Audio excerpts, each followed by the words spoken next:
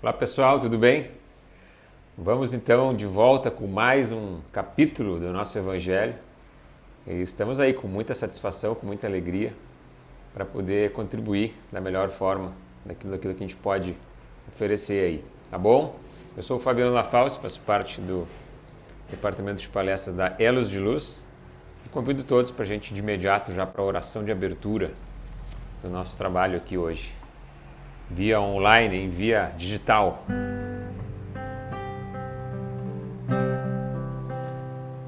E assim só podemos agradecer a Deus essa oportunidade linda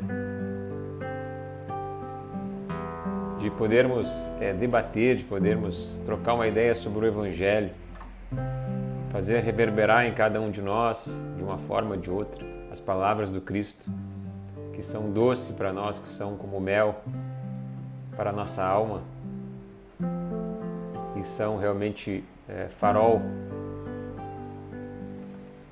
para as nossas caminhadas. Então, agradecidos a Deus, a oportunidade, aos mentores, espíritos, guardiões da Elos de Luz, que abençoam nossas casas nesse momento em que recebemos este serviço diferente através das redes. Agradecidos somos, Pai, em Teu nome, Pai, Divino Mestre Jesus, seus mentores responsáveis, abrimos o trabalho de palestras de hoje. Assim seja. Maravilha, então aqui nosso violãozinho volta no final, né? Ele fica aqui do ladinho, ó, aqui do ladinho com a gente, e no final ele retorna a cena, ele tá com a gente sempre, né?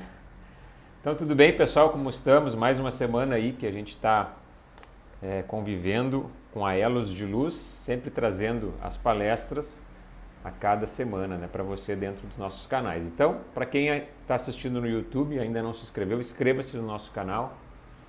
Tem um botãozinho ali para inscrever-se, botãozinho vermelho para você apertar ali no YouTube. Quem ainda não se inscreveu. Quem já se inscreveu, assine a sinetinha, tem uma sinetinha que você clica nela. Ela passa ali mandar as notificações, avisos no seu celular, no seu tablet, no seu computador, quando a gente tem novos vídeos postados, tá certo? Então, fique à vontade. Para quem está no Facebook, curta a nossa página, que é Centro Espírita Elos de Luz. Curta a nossa página. E saiba muito mais, né?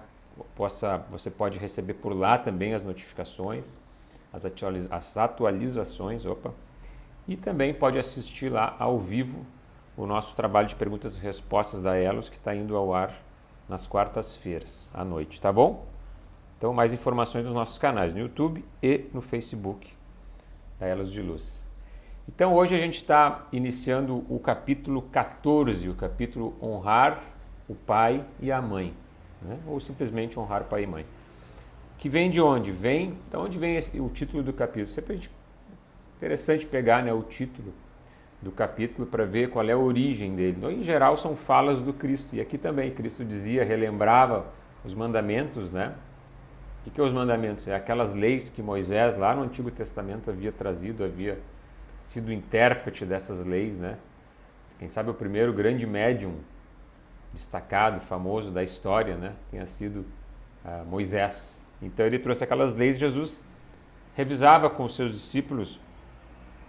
Vocês conhecem os mandamentos: não cometer adultério, não matar, não roubar, não prestar falso testemunho, não fazer mal a ninguém, honrar pai e mãe. Olha a importância. Ele está numa lista, na mesma lista de não matar, de não roubar. Respeite seu pai e sua mãe. A importância desse capítulo, né? A importância desse mandamento. Por quê? Porque, segundo o próprio Cristo, segundo a própria Bíblia, honre seu pai e sua mãe para que tenham longa vida na terra que Deus lhe dará. Naquele tempo ainda se falava da terra prometida, né? Não vamos esquecer que era o que se podia entender naquele momento, que os hebreus que tanto precisavam da terra prometida, uma terra para eles poderem viver bem, né? De forma livre. Mas a gente sabe hoje que é muito mais que isso, quando Cristo nos diz: eu sou o rei, mas o meu reino não é deste mundo, né? E vocês terão, vós tereis sua recompensa nessa outra vida também. Então, também a Bíblia nos traz essa confirmação. A importância da piedade filial, ou seja, daquela gratidão que todos nós devemos aos pais, sim. Ah, mas aí começa, né? Mas o meu pai tu não conhece. Quem foi meu pai, como é que foi para mim, minha mãe. Bom, aí nós vamos ter que pegar a nossa bibliografia espírita e entender. Não importa, né, o quão a nossa infância tenha sido de um jeito ou de outro. Aqui se encerra uma questão pontual do Espiritismo. Honrem pai e mãe é mandamento. Por quê? Porque pelo simples fato deles terem nos aceito, né, nos acolhido como espíritos, né? A gente não lembra, mas teve uma vez lá que eles aceitaram. Teve uma vez quando a gente era espírito ainda, né? Espírito desencarnado, prestes a encarnar, preparando-se para encarnar, né? Se programando, né? Se planejando lá com os nossos com os nossos mentores. Então teve um momento que os nossos pais foram perguntados, foram questionados, né? Por nós, e nós pedimos a eles a opção, a possibilidade de reencarnar no seio daquela família. Por isso que a gente brinca, que a gente fala que ninguém merece essa família. Eu não pedi para nascer nessa família, pedimos e muito.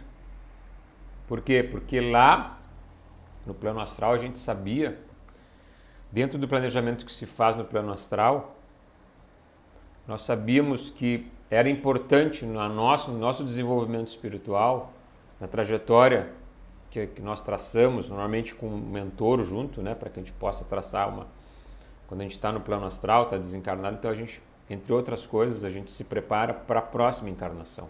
A gente se prepara montando, planejando ela, para que ela seja o mais produtiva possível. Para quem? Para nós. E, consequentemente, para todos, porque se a gente tem uma encarnação produtiva, o que acontece com uma pessoa? Como é que é uma pessoa que tem uma encarnação produtiva? Como é que vocês pensam que é? Né? Ela faz o bem, ela cria coisas, ela gera possibilidades, ela gera, acima de tudo, amor, onde ela estiver, ela gera trabalho, ela gera oportunidades, ela coloca a sua luz para brilhar naquele lugar. É ou não é? É um pouco de todos nós que estamos aqui, estamos ouvindo em casa. É um pouco da história de cada um de nós. Então, isso aí é a produtividade de uma encarnação. Então, a gente planeja para ela ser o mais produtiva possível, mais assim, completa possível no ponto de vista de evolução. Nunca esqueçam que a encarnação em si é o caminho, né? E a evolução é o fim. Já nos diz André Luiz, lá no Missionários da Luz. A encarnação é o meio, é a ferramenta, é a forma como o espírito vai utilizar para evoluir, para subir, para crescer como espírito.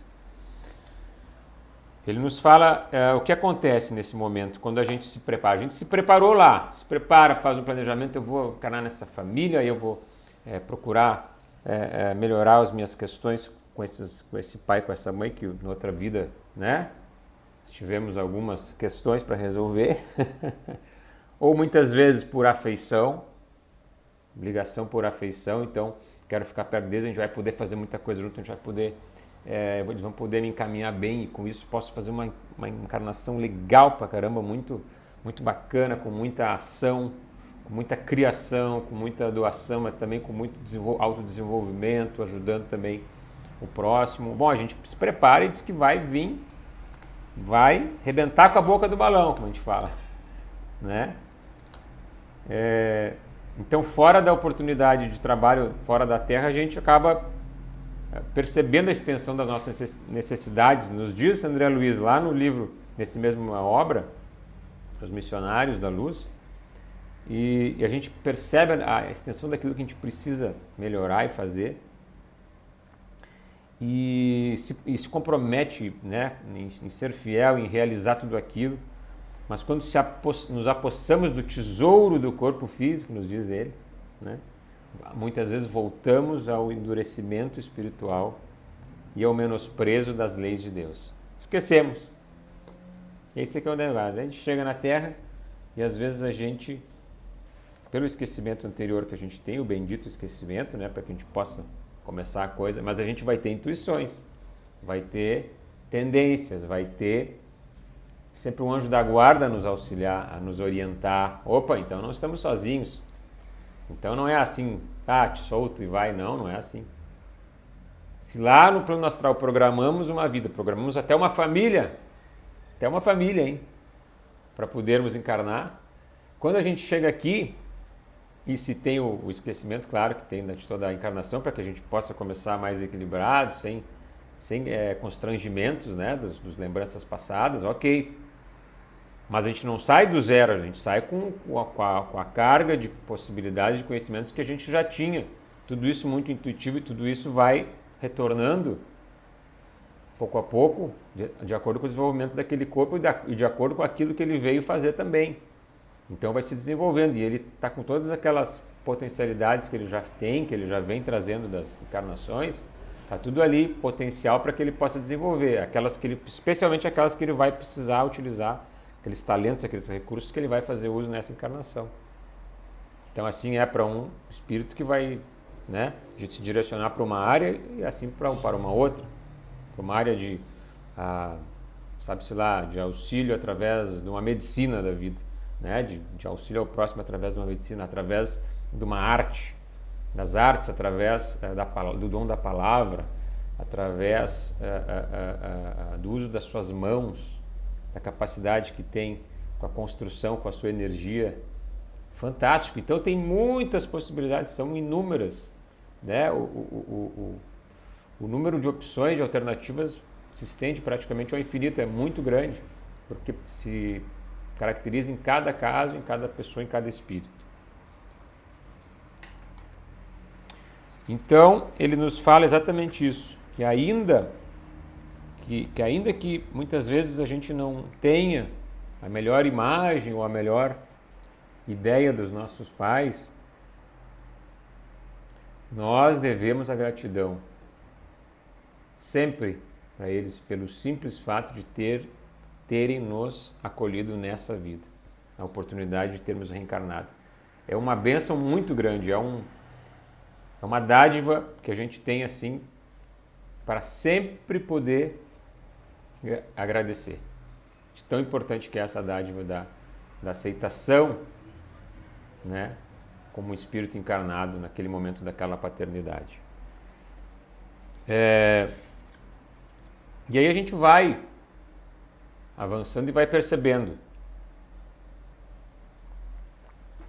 Mas e se eu tive uma mãe que foi os meus avós, né, por determinado motivo ou por outro, ou se eu tive uma adoção, né? Nenhum problema. O Espiritismo, da mesma forma, Kardec nos alerta que devemos para com aqueles que tiveram o papel de pais o mesmo respeito e a mesma devoção que nós vamos ter, o mesmo respeito, a mesma cuidado e o carinho que nós vamos ter com os pais biológicos. Por quê? Porque eles assumem espiritualmente naquele momento aquele papel. Mais do que na carne, vale o espírito. Aí é a força da nossa doutrina, né? Da nossa filosofia. O que fica evidenciado numa passagem do Cristo, não sei se vocês lembram, mas vamos relembrar aqui. Jesus chegou em casa e grande multidão ali se reuniu para ouvi-lo, como sempre. Eles iam sempre onde estava Jesus porque ele estava já ganhando uma fama, né, daquilo que ele fazia, das coisas que dizia e de verdadeiros milagres que vinha praticando naquele tempo. Ele estava em casa e eles não puderam nem completar o almoço, a janta, enfim, a refeição que vinham fazendo, nos diz o Evangelho. Tamanha multidão que estava lá. Quer dizer que não dava folga para o homem, né? Imagina se fosse hoje em dia também, ia estar cheio de gente, fora repórter, a mídia, todo mundo querendo saber, né? Os blogueiros, os youtubers e por aí vai. Então, a família dele, enfim, ali diz os seus irmãos, seus primos, sabe-se lá, mais a sua mãe, o pessoal que chegou à família para poder chegar na casa não conseguiam nem entrar. E dizem, mas vem cá, Jesus saiu da casa, está fora da casa, nossa casa está lotada, não conseguimos nem chegar até ele. E o pessoal diz para ele, Jesus, olha, teus parentes estão lá fora, teu pai, tua mãe, teu irmão, teu pai não, tua mãe, teus irmãos estão lá fora, mandando chamá-lo, porque... Aí ele diz assim para eles, mas quem é minha mãe e quem são meus irmãos? Lembram dessa passagem? E aí olhando para o pessoal que está ao seu redor, aquela gente simples, aquele pessoal que seguia ele, né? Aqui estão meus irmãos, minha mãe e minha irmã, meus pais, porque todo aquele que faz a vontade de Deus é também meu irmão, meu pai. Então a primeiro olhar a gente achou estranho isso. Será que Jesus estava destratando sua família? Não, ele estava dando um recado muito claro, que é aquilo que nós estávamos falando ali há pouco, da importância do laço espiritual, mais do que o laço carnal. É claro que Jesus tinha um carinho, especialmente pela sua mãe, e já demonstrou isso em várias passagens do próprio Evangelho. Isso é inegável. Mas ele estava aproveitando a oportunidade para dizer o seguinte: imagina Jesus, o governador do nosso planeta, desceu na Terra para uma missão de nos deixar o Evangelho dele, o seu exemplo como exemplo de vida e como guia da humanidade, o maior guia, o maior manual moral que nós temos da humanidade, né? O Evangelho. E alguém perguntar para ele, mas a tua mãe e o teu irmão, vocês todos são, o que você está dizendo?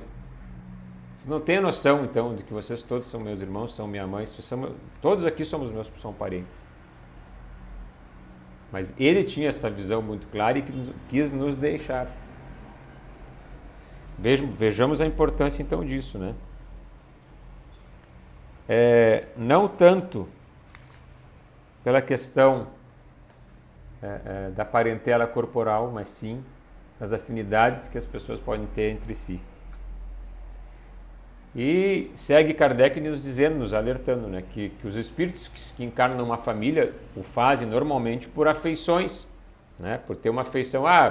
Tem uma afeição, eu tenho uma sintonia boa com aqueles espíritos ali, com aqueles dois espíritos. Será que eu posso, né, reencarnar com eles? Vai ser legal, a gente pode, né, ter uma família forte, uma família que vai se apoiar, e isso vai me dar a possibilidade de me desenvolver nessa encarnação. Enfim, fazendo aqui um exercício apenas, né, imaginativo, de como é que o espírito está pensando lá no astral ainda.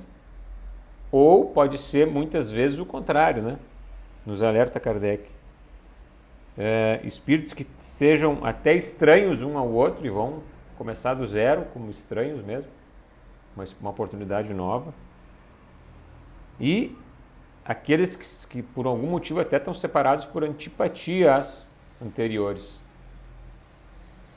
Como aconteceu no livro que nós citamos aqui já, de André Luiz, onde o espírito do personagem Segismundo, na época, né, para quem já leu, sabe, ele precisava reencarnar, precisava reaproximar-se e resolver um nó kármico ali que tinha com dois espíritos que naquele momento estavam encarnados e eram casados. E a solução foi justamente procurar, através de mentores do plano astral, combinar e de uma certa forma organizar os elementos para que ele pudesse reencarnar naquela família, no seio daquela família.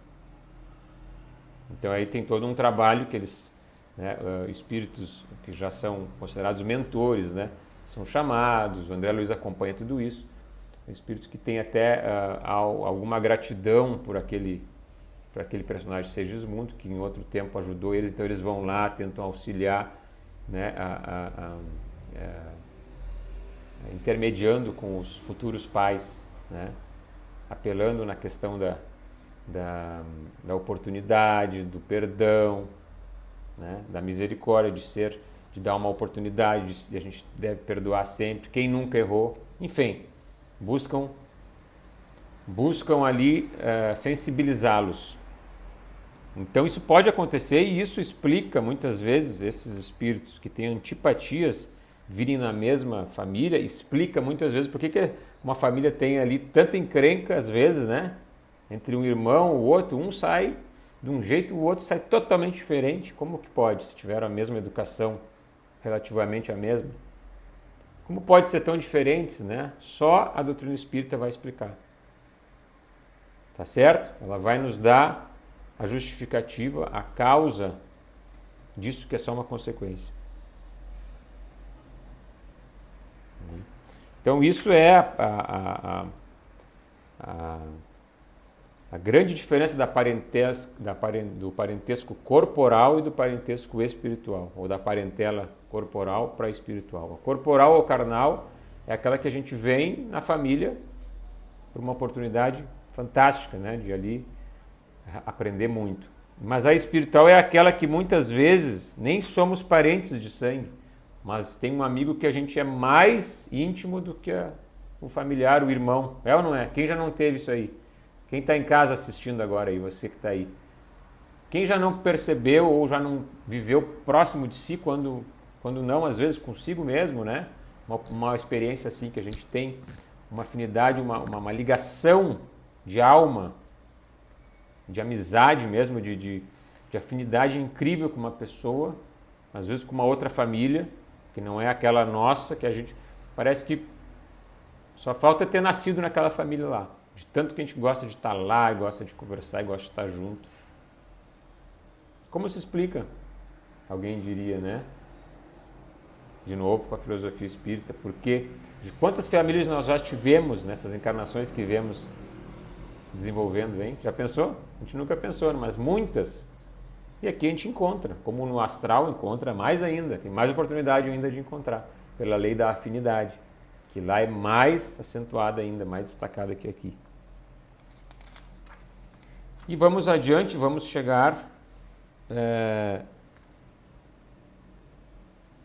naquilo que Kardec vai nos orientar como a questão dos laços de família, né?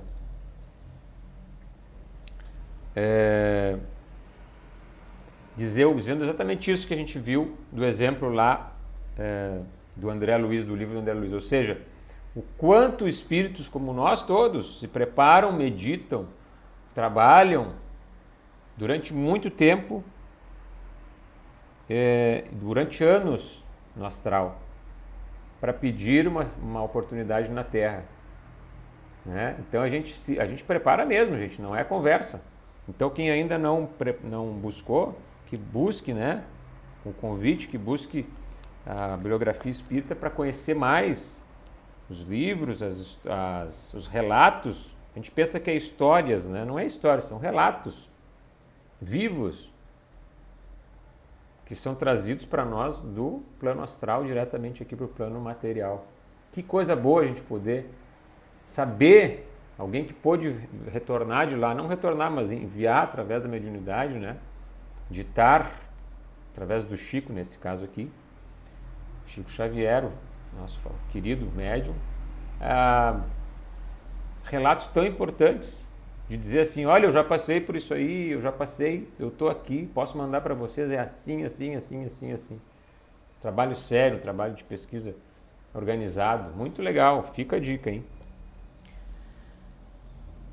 E para finalizar, tem uma historinha que a gente vai contar aqui para vocês, muito legal. É assim, tinha uma família que viveu muito tempo atrás, vivia numa aldeia, né? Uma aldeia de artesãos, de pessoas trabalhadoras, enfim.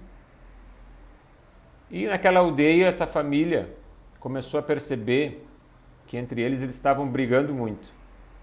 Muita briga, muita discussão.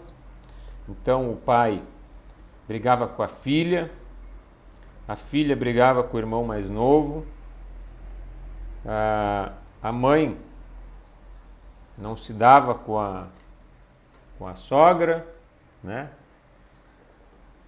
Ou a avó, né? Dos filhos deles. E sempre tinha uma crítica, de um para com o outro, eles não tinham paz um com o outro, estavam muito assim um no pé do outro, achavam sempre que o outro tinha problema e que o outro era o motivo da discórdia e daquele clima que não estava legal na casa. Então eles resolveram pedir ajuda, né, para uma pessoa que era muito consultada sempre na aldeia, e ficaram sabendo que esse sábio, ele habitava lá em cima do monte, então eles precisariam um dia subir lá para poder conversar com ele.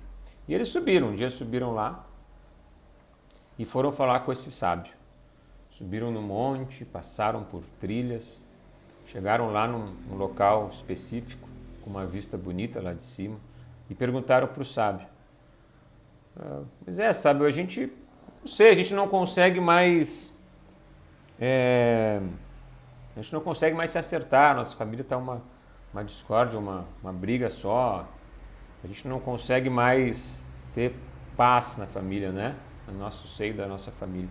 O que será que acontece com essa família? Qual é o problema dela? O sábio parou, observou, se concentrou, né? E disse assim para eles: olha, essa família eu estou vendo, estou sentindo. Ela é a família, é uma família abençoada. Abençoada? Como assim? Nossa família só dá confusão. Porque essa família, diz ele, ela está marcada para receber o escolhido. O escolhido está dentro dessa família. E eles ficaram tomados de assombro, porque sabiam que lá na aldeia que viria um escolhido, que era um ser de muita luz, um santo, que viria transformar a vida de todos naquela aldeia, né? E eles ficaram assim: mas tudo bem, né? Tá certo. Então, a gente vai voltar. E voltaram, né? Desceram, deixaram o sábio lá e desceram para a sua aldeia de volta. A gente agradece e tal. Não entenderam muito, mas tudo bem. Desceram e voltaram para suas vidas. Aí no dia seguinte, o que aconteceu? O pai, que sempre olhava para a filha e tinha com ela umas rixas, começou a olhar para ela, mas como ela sabe chegar e acolher a gente, né? Como ela abraça, tem um abraço bom. Começou a ver que eu estou achando que ela que é a escolhida. É por isso. Começou a ver que tinha qualidades nela. Tá bom. Já a filha, que sempre discutia com o irmão mais novo, passou a ver que o irmão era criativo. Ele estava sempre fazendo uma brincadeira criativa, diferente, pintando coisas legais, que tinha umas qualidades que ela não tinha notado, mas agora ela entendia tudo, porque ele de certo deveria ser o escolhido. Eu acho que é ele, ela pensou. E cada dia mais ela conseguia observar qualidades nele. O irmão mais novo, por sua vez, que tinha sempre um ranço com a mãe.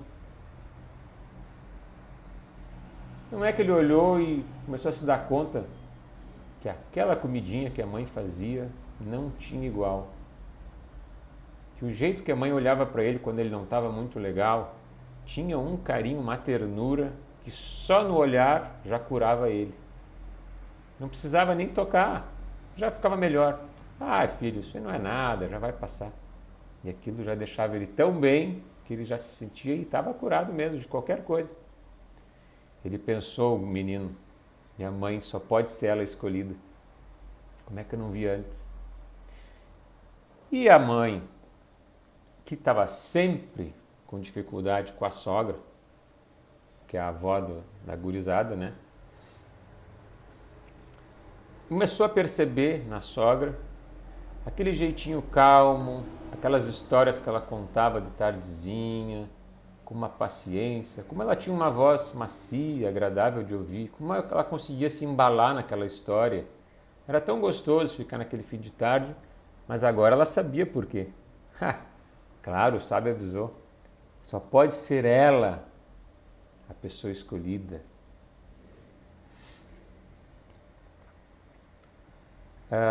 se passou um mês e eles voltaram até o sábio e disseram para ele: agora entendemos, não há um escolhido, todos nós somos escolhidos de Deus para brilhar nessa família e nesse planeta que a gente encarnou, mas nós só conseguimos perceber quando fizemos esse olhar de luz, quando começamos a desconfiar que cada um ou o outro era o escolhido. Então agora sabemos, um mês depois, que todos nós somos escolhidos de Deus para fazer a diferença. Então quero deixar todos vocês com essa mensagem. Preste atenção nessa moral para a gente poder levar para nossas vidas. Vamos trocar o olhar que a gente tem dentro de casa. É só trocar o olhar. Essa história nos conta e nos mostra isso. E ela tem muito de verdade, hein? Vamos experimentar na nossa vida para ver? Vamos começar a testar. Vamos começar a experimentar, olhar para aquele ser que mora do lado da gente com outro olhar. Perceber o que de legal ele tem. Destacar o que ele tem de legal. E vamos fazer esse jogo também. Será que não é ele o escolhido de Deus na nossa casa? Eu acho que é ele. Mas aquele outro vai pensar que é o terceiro. E o terceiro vai pensar que somos nós. E assim nós vamos começar a gerar luz. E todos, na verdade, são escolhidos. Nós somos escolhidos de Deus para estar aqui, nessa terra, nessa família que estamos, cada um de nós aí em casa também. E nesse momento importante e belíssimo da terra, que é a sua transição para os novos tempos. Então, deixo vocês com essa mensagem e vamos para a nossa música de hoje. E a oração final.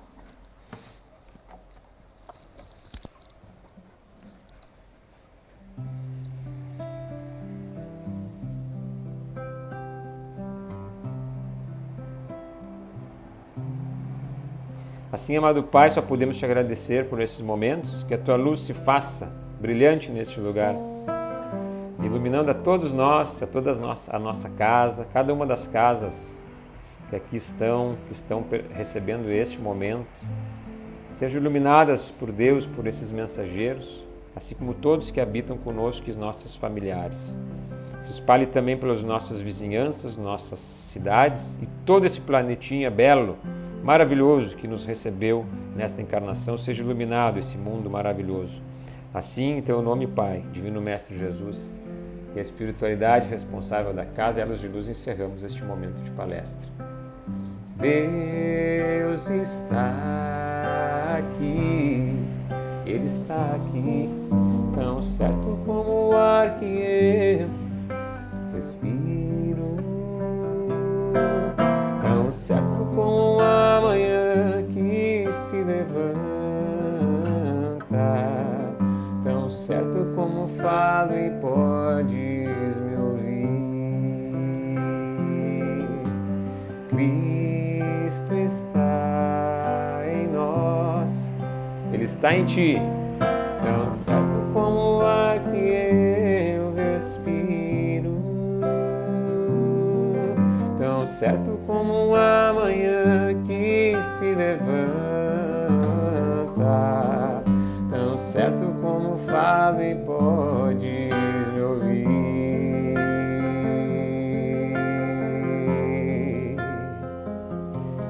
Valeu, pessoal!